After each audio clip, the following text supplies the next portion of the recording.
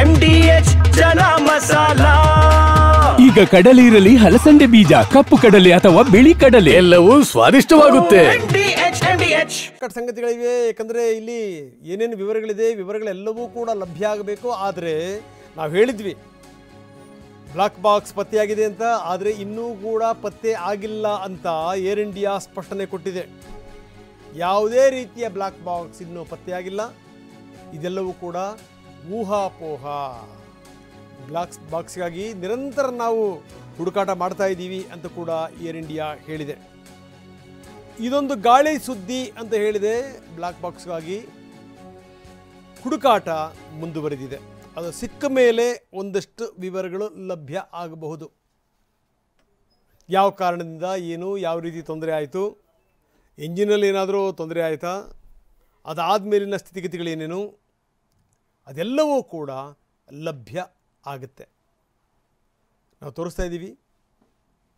ಒಟ್ಟು ಯಾತ್ರಿಗಳು 242 ಜನ. 242 ಜನ.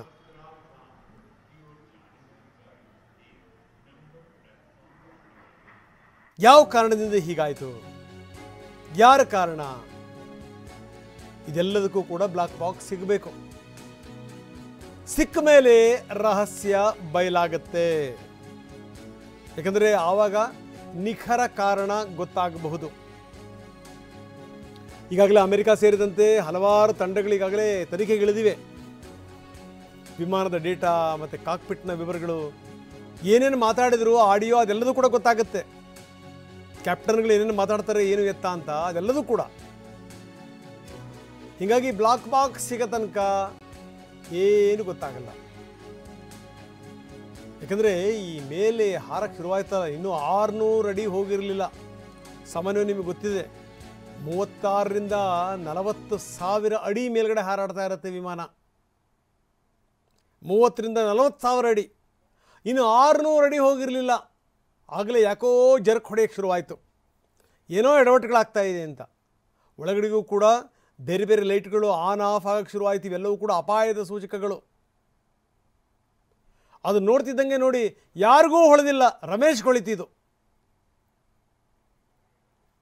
ಇದ್ದಕ್ಕಿದ್ದಂಗೆ ನೆನ್ನೆ ಎಮರ್ಜೆನ್ಸಿ ಡೋರ್ ತೆಗೆದ, ಹಾರೇ ಬಿಟ್ಟ ಮನುಷ್ಯ. ಅದೃಷ್ಟ ನೆಟ್ಟಗಿತ್ತು. ಅವರೊಬ್ಬರೇ ಒಬ್ಬರು ಬಚಾವಾದರು. ಒಬ್ಬರನ್ನೇ